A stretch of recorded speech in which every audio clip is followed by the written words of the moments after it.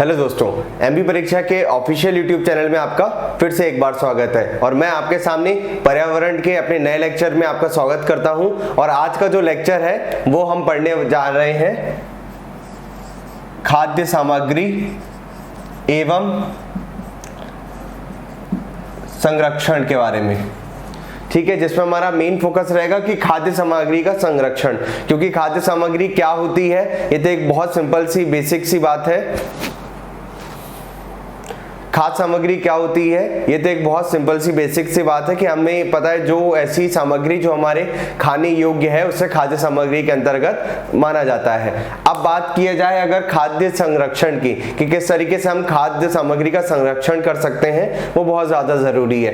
क्या हमें किन किन चीजों का ध्यान रखना है? हमें खाद्य संरक्षण सामग्री संरक्षण में हमें ये ध्यान रखना है कि जिस भी प्रकार का हम संरक्षण कर रहे हैं वो क्या करें, खाने को खाने योग्य बनाए रखे, उसे किसी भी अन्य पदार्थों से नुकसान ना हो, किसी प्रकार की कोई क्षति ना हो, है ना, उसके रूप में या उसके स्वाद में किसी प्रकार का कोई परिवर्तन ना हो, कोई बाहरी आवरण या बाहरी जो भी दोष हो उसकी वजह से उसका क्या हो, उसमें किसी प्रकार की कोई भी इम्प्योरिटी ऐड ना हो। तो ये सारी चीजें हमें किस में ध्यान में रखना है? हमें खाद्य संरक्षण में ध्यान रखना है। ठीक है, अब हम बात करते हैं ये तो संरक्षण। अब हम सबसे पहले इनिशियल से स्टार्ट करते हैं, देखते हैं कि ये किस तरीके से स्टार्ट किया जाना चाहिए, हमें क्या क्या ध्यान होना चाहिए। तो सबसे पहले आता है खाद्य सुरक्षा।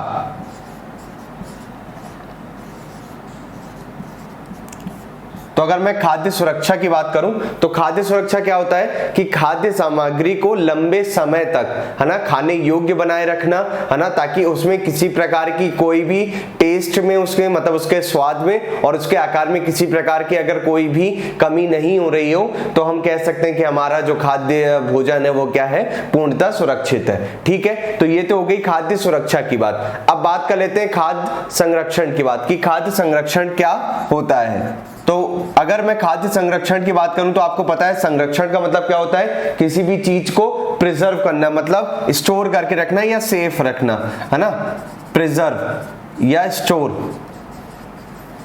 या सेफ करके रखना।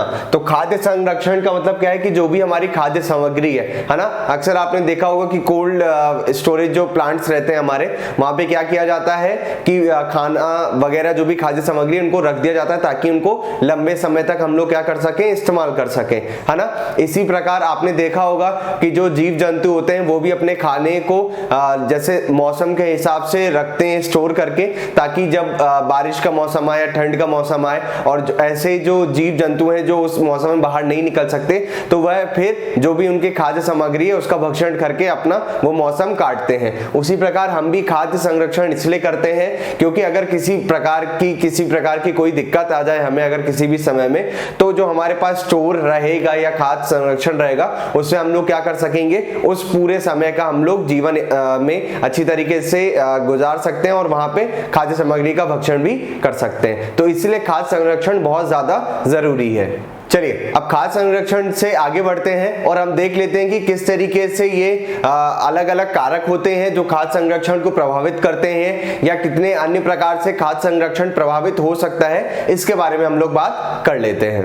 तो मुख्यतः अगर मैं बात करूं कि खाद्य पदार्थ जो होते हैं उनके नष्ट होने के कारण क्या होते हैं, तो खाद्य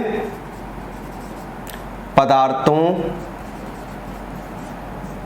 के नष्ट होने के कारण, अगर मैं इनके नष्ट होने के कारण के बारे में बात करूं तो ये मुख्यतः दो प्रकार से नष्ट हो सकते हैं, जिसमें पहला होता है आंतरिक,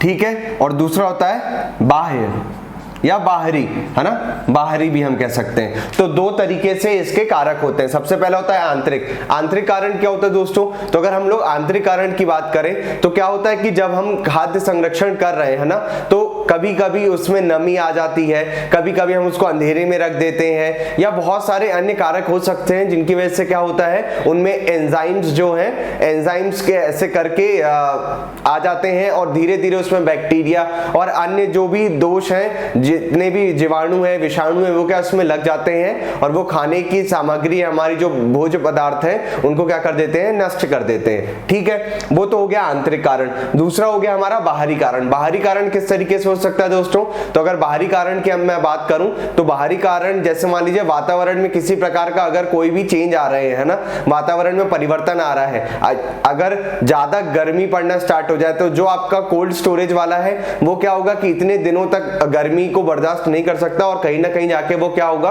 धीरे धीरे उसमें अलग अलग जो भी जीवाणु और विषाणु है उनका प्रवेश होना स्टार्ट हो जाएगा, है ना। और अगर मैं बात करूं कि अगर ज्यादा ठंड पड़ने लग जाए तो उसमें भी दिक्कत है, क्योंकि अगर ज्यादा ठंड पड़ने लग जाएगी तो वहां पे ह्यूमिडिटी की चांसेस क्या हो जाएंगे, कम हो जाएंगे। जब ह्यूमिडिटी कम हो जाएगी तो उसमें अन्य कोई जीवाणु या विषाणु अटैक कर सकते हैं। तो इस प्रकार से जो खाद्य पदार्थ के नष्ट होने के कारण है वो मुख्यतः दो प्रकार के होते हैं, एक होता है आंतरिक और दूसरा होता है हमारा बाहरी कारण। इन्हीं दोनों कारणों के अंतर्गत हम लोग ये देखते हैं कि खाद्य जो हमारे पदार्थ हैं वो नष्ट हो सकते हैं, है ना। अब खाद्य पदार्थ जो हमारे नष्ट होते हैं उसमें सबसे ज्यादा प्रमुख कारक कौन कौन से, वो हम लोग अभी थोड़ी देर बाद देखेंगे। उससे पहले हम देख लेते हैं कि खाद्य संरक्षण करना क्यों जरूरी है। अगर मैं बात करूं कि खाद्य पदार्थ को नष्ट करना एक कारण है, लेकिन और क्या क्या जरूरी है वो हम कारण इसके देख लेते हैं। कि अब होने के कारण अब हम लोग जान लेते हैं कि खाद्य सुरक्षा के सिद्धांत क्या हैं। अगर सिद्धांत की बात की जाए कि खाद्य सुरक्षा किस कारण से करनी चाहिए, उसके सिद्धांत की अगर मैं बात करूं, ठीक है, तो अगर सिद्धांतों की बात की जाए तो उसमें क्या आ जाएगा, सबसे पहला सूक्ष्म जीवों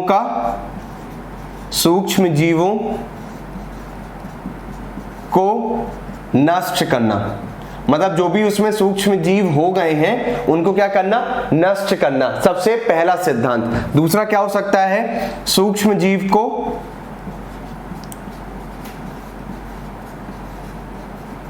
बढ़ने ना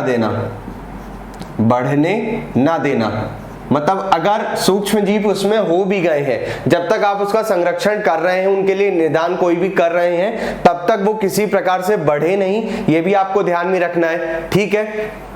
फिर अगर मैं बात करूं कि और क्या क्या सिद्धांत हो सकते हैं, ठीक है, अगर मैं बात करूं और क्या क्या सिद्धांत हो सकते हैं, तो खाद्य पदार्थों में निहित जो भी एंजाइम्स होते हैं, है ना, उनको नष्ट करना, मतलब जो भी हमारा खाद्य पदार्थ है उसमें जो भी निहित एंजाइम्स हैं, तो निहित एंजाइम्स को नष्ट करना, ये हमारा एक सिद्धांत हो सकता है, ठीक है।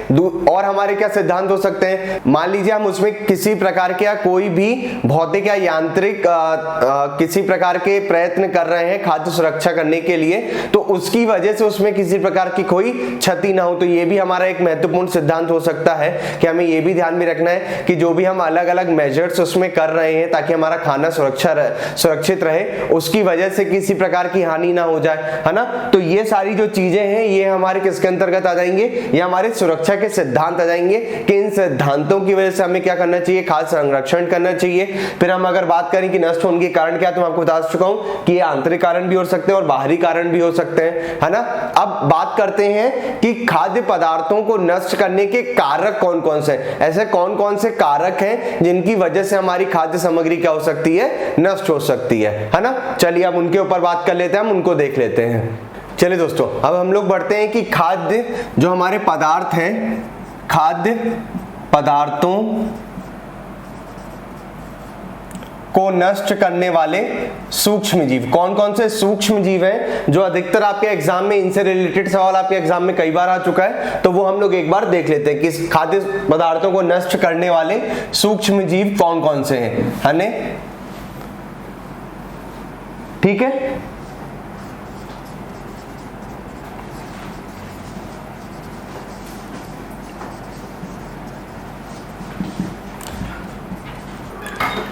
जिसमें अगर मैं सबसे पहले बात करूं तो वो आती है हमारी फफूंद, या जिसे कहते हैं फफूंदी।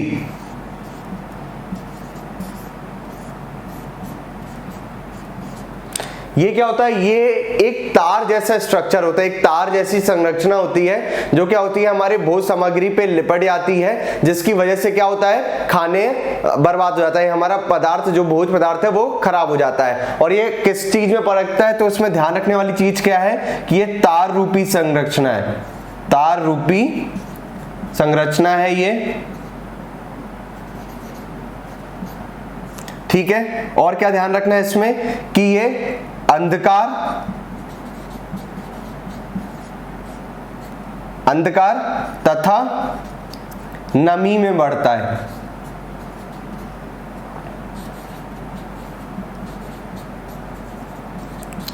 ठीक है, तो क्या ध्यान में रखना है कि ये तारूपी संरचना है और अंधकार तथा नमी में ये क्या होता है, इसकी बढ़ोतरी होती है ना। जैसे आपको इमेज में दिख रहा होगा कि एक पनीर है, उसमें एक रुई जैसा स्ट्रक्चर आ गया है, रुई जैसी एक संरचना आ गई है। तो क्या होता है, पहले ये कलर उसका सफेद रहता है, ठीक है, धीरे धीरे ये किस तरीके से होता जाता है, ये लाल, हरा, काला, इस तरह से ये अलग अलग अपने क्या कर सकता है, रंग बदलता रहता है ना। तो ये चीज भी हमें ध्यान में रखनी है। तो ये इमेज से आपको समझ में आ गया होगा कि ये किस प्रकार से दिखता है। ठीक है, तो ये तो हो गई हमारी फफूंद। फफूंद अक्सर आपने देखा होगा कि बहुत सारे हमारे भोज्य पदार्थों में ये लग जाती है। दही में अक्सर आपने देखा होगा कि फफूंद लग जाती है। ठीक है, हमारा पनीर हो गया, इन सब चीजों में क्या होता है कि फफूंद जल्दी लग जाती है। और फफूंद जब लग जाती है तो उससे क्या होता है, ये अंदर ही अंदर तरीके से क्या करती है, उसमें जो हमारा भोज्य पदार्थ है उसको सड़ा देती है ना, जिससे खाने में स्मेल आना स्टार्ट हो जाती है। जिस वजह से क्या होता है कि हमारा जो भोज्य पदार्थ है वो क्या हो जाता है, हमें फेंकना पड़ जाता है। तो हमारा संरक्षण क्या हो जाता है, वहां पे कमजोर हो जाता है। तो हमें ये ध्यान रखना है कि अगर नष्ट करने वाले सूक्ष्म जीवों में सबसे बड़ा कारक कौन सा है, तो सबसे बड़ा कारक है हमारा फफूंद, जो तारूपी संरचना में होता है और जो अंधकार तथा नमी में बढ़ता है। ठीक है, इसका उदाहरण आपने देख लिया, आपने इमेज में आपको समझ में आ गया होगा कि किस तरीके से फफूंद बढ़ती है ना। धीरे धीरे वो अपना कलर, पहले वो रुई जैसे दिखती है सफेद, फिर धीरे धीरे काली, और ऐसे कर करके कई बार आपने देखा होगा कि वो अपना रंग बदलती है। और इस वजह से हम समझ सकते हैं कि जो हमारी भोज्य पदार्थ है, हमारी खाद्य सामग्री है, वो क्या हो गई है, अब खराब हो गई है। ठीक है, चलिए अब हम बात कर लेते हैं हमारे दूसरे सूक्ष्म जीव की। चलिए अब बात कर लेते हैं हमारे हम दूसरे सूक्ष्म जीव की, तो वो है खमीर। क्या है, खमीर। ठीक है, तो अगर मैं बात करूं खमीर की, तो खमीर क्या होता है दोस्तों, तो खमीर क्या होता है, ये एक अंडाकार तरीके का होता है, इसकी संरचना अंडाकार होती है तथा ये बैक्टीरिया से बड़ा होता है। तो ये पॉइंट मैं आपको लिखवा देता हूं, तो याद रखने का है ये कि एक अंडाकार संरचना का होता है तथा बैक्टीरिया से बड़ा होता है ये, है ना, ये बैक्टीरिया से बड़ा होता है। फिर ध्यान रखने वाली चीज क्या है खमीर की, कि ये ना बहुत सूक्ष्म जीवों में जो हमारे वातावरण में उड़ता रहता है ना। तो ये क्या करता है, ये जो भी कार्बोहाइड्रेट जैसी चीजें हैं, ये कार्बोहाइड्रेट जो हमारा मुख्य तत्व है उसको क्या करता है, पहले ये उसको शर्करा में बदलता है ना, फिर उसको अल्कोहल में, और फिर उसको कार्बनिक अम्ल में बदल देता है। जिस वजह से क्या होता है कि जो हमारा भोजन है या जो हमारी खाद्य सामग्री है वो क्या हो जाती है, खराब हो जाती है ना। अक्सर आपने देखा होगा कि खमीर का लोग कहते हैं कि खमीर उठाना ये वाली चीज रहती है। तो ये एक तरीके से जो ईस्ट फॉर्मेशन कहते हैं, खमीर को ईस्ट फॉर्मेशन के अंतर्गत भी कहा जाता है। तो अंडाकार बैक्टीरिया ये क्या होता है, ये सूक्ष्म जीव क्या करता है, वातावरण में उड़ता रहता है। अक्सर आपने देखा होगा कि जब भी एक टिंडल इफेक्ट नाम की चीज आती है कि बहुत सारा जंगल है, अगर घना जंगल है, वहां अगर छोटी सी सूर्य की रोशनी आ रही है तो आपको दिखता होगा कि वो सूर्य की रोशनी में बहुत सारे अणु घूम रहे हैं। तो ये उसी तरीके से वातावरण में हमारे घूमता रहता है ना। ये क्या करता है, भोज्य सामग्री के जो भी कार्बोहाइड्रेट का पार्ट है उसको परिवर्तित करने का कार्य करता है। पहले ये उसको शर्करा के रूप में बदलता है, फिर शर्करा से अल्कोहल के रूप में, और फिर अल्कोहल से क्या करता है, कार्बनिक अम्ल के रूप में बदल देता है। और इस प्रकार से हमारा भोज्य पदार्थ क्या हो जाता है, खराब हो जाता है। इसका अगर उदाहरण देखें तो दोस्तों, तो उदाहरण की अगर मैं बात करूं तो आपने जो गुंदा हुआ आटा होता है, गुंदा हुआ आटा जो होता है ना, गुंदा हुआ आटा में आप इसका सबसे अच्छा एग्जांपल दे सकते हैं कि उसमें है ना खमीर उठने के ज्यादा चांसेस रहते हैं, है ना। तो ये हो गया हमारा खमीर, है ना, इसकी बात हमने कर ली। ठीक है, अब हम हमारे आखिरी सूक्ष्म जीव जो सबसे ज्यादा उपयोगी है उसकी बात कर लेते हैं, और वो है हमारा बैक्टीरिया। चलिए हम बैक्टीरिया के बारे में देख लेते हैं और उससे रिलेटेड क्या क्या इंपॉर्टेंट चीज है वो पढ़ लेते हैं। चलिए हम बात करते हैं हमारे तीसरे और सबसे महत्वपूर्ण सूक्ष्म जीव की, जो है बैक्टीरिया।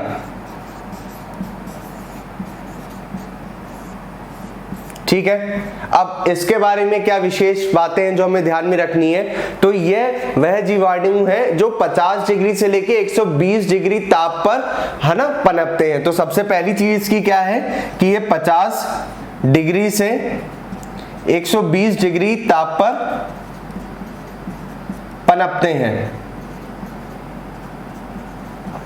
दूसरी, नमी में पनपते हैं।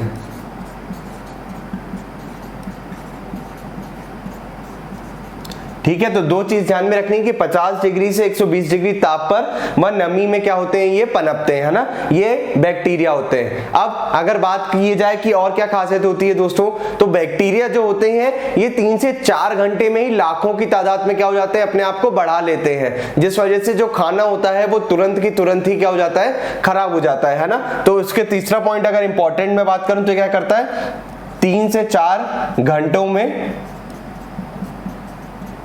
लाखों में बढ़ोतरी हो जाती है इसकी, मतलब ये बार बार मल्टीप्लाई होता रहता है ना। तो उस वजह से क्या होता है कि जो खाना रहता है वो 3 से 4 घंटों के अंतर्गत ही क्या हो जाता है, पूरी तरह से खराब हो जाता है। तो ये हो गई हमारी बैक्टीरिया की बात। अब मैं बात करता हूँ कि इससे क्या क्या चीजों खराब हो जाती है, क्या कौन कौन सी चीजें ऐसी हैं जो बैक्टीरिया की वजह से खराब हो जाती है। तो अगर मैं बात करूं तो आपने देखा होगा कि दही में गंध आना, है ना, ये किसकी वजह से होता है, ये बैक्टीरिया की वजह से होता है। आपका जो मांस का जो भी भोजन करते हैं, जो लोग भी मांस का भोजन, ठीक है, इसके मैं आपको उदाहरण बताता हूं, जैसे दूध का फट आना, ठीक है, उसमें स्मेल आना स्टार्ट हो जाना, मांस मछली में दुर्गंध आना स्टार्ट हो जाना, ठीक है। तो ये सब किसके उदाहरण होते हैं, ये सब हमारे बैक्टीरिया के उदाहरण होते हैं, है ना। अधिकतर आपने देखा होगा कि जितने भी जीवाणु होते हैं या विषाणु होते हैं, ये क्या करते हैं, ये अंधेरे में, नमी में क्या हो जाते हैं, बढ़ते हैं, और जैसे ही इनमें अधिक ताप लगता है या शुद्ध हवा लगती है तो क्या होते हैं, ये धीरे धीरे खराब हो जाते हैं। तो आपको पता होना चाहिए कि कौन कौन से ऐसे कारक है जिनमें ये बढ़ते हैं और ऐसे कौन कौन से कारक है जिनकी वजह से ये घटते हैं। तो अगर मैं कम होने की बात करूं तो ये किन वजहों से कम हो जाते हैं, तो शुद्ध हवा से ये कम हो सकते हैं, है ना, शुद्ध वायु जो वातावरण में उससे कम हो सकते हैं। अधिक ताप में क्या हो जाते हैं, ये कम हो जाते हैं, है ना, ये नष्ट हो जाते हैं। और अगर किन कारकों से बढ़ते हैं तो अगर मैं उनकी बात करूं तो कौन कौन से कारक है जो इनको बढ़ाने का कार्य करते हैं, तो वो हो गया हमारा अंधेरा और हमारा नमी, है ना। इनकी वजह से क्या होते हैं, जितने भी जीवाणु या विषाणु हैं वो बढ़ते हैं, अधिक मात्रा में बढ़े आते हैं। तो ठीक है दोस्तों, आज की वीडियो में हमने पढ़ा कि किस तरीके से खाद्य संरक्षण जरूरी है, क्यों जरूरी है, किस तरीके से करना चाहिए, क्या क्या उसके मूल सिद्धांत हैं, कौन कौन से कारक हैं जिनकी वजह से क्या होता है कि जो हमारी खाद्य संरचना है या खाद्य संरक्षण है वो प्रभावित होता है। तो वो 3 सूक्ष्म जीवों की वजह से होता है, वो हमने पढ़ लिए, ठीक है। फिर हमने देख लिया कि खाद्य पदार्थ जो है हमारे वो नष्ट कितने प्रकारों की वजह से होते हैं, तो हमने देखे 2 प्रकारों की वजह से होते हैं, एक आंतरिक कारण की वजह से होते हैं, एक बाहरी कारण की वजह से होते हैं, ठीक है। हमने बैक्टीरिया, खमीर और हमारा फफूंद से रिलेटेड चीजें देख ली जो आपके एग्जाम में कभी कभी पूछी जा सकती हैं। तो दोस्तों आज की वीडियो में इतना ही। इससे जुड़े जो भी अन्य प्रोसेस है, मतलब खाद्य संरक्षण करने की विधियां कौन कौन सी हैं, वो हमारे हम नेक्स्ट लेक्चर में पढ़ेंगे, देखेंगे कि कौन कौन सी विधियां अपनाने में हम अपना खाद्य जो हमारा पदार्थ है उसको संरक्षित कर सकते हैं, ठीक है। तो आज के वीडियो के लिए इतना ही दोस्तों। आपको ये वीडियो कैसे लगा इसको लाइक करें, कमेंट करें, और एमपी परीक्षा के ऑफिशियल यूट्यूब चैनल से जुड़े रहने के लिए धन्यवाद। दोस्तों ऐसी और वीडियोस के लिए सब्सक्राइब कीजिए परीक्षा चैनल को और बेल आइकन दबाना ना भूलें। और अगर आप तैयारी कर रहे हैं तो प्रैक्टिस के लिए अभी डाउनलोड करें एमपी परीक्षा ऐप।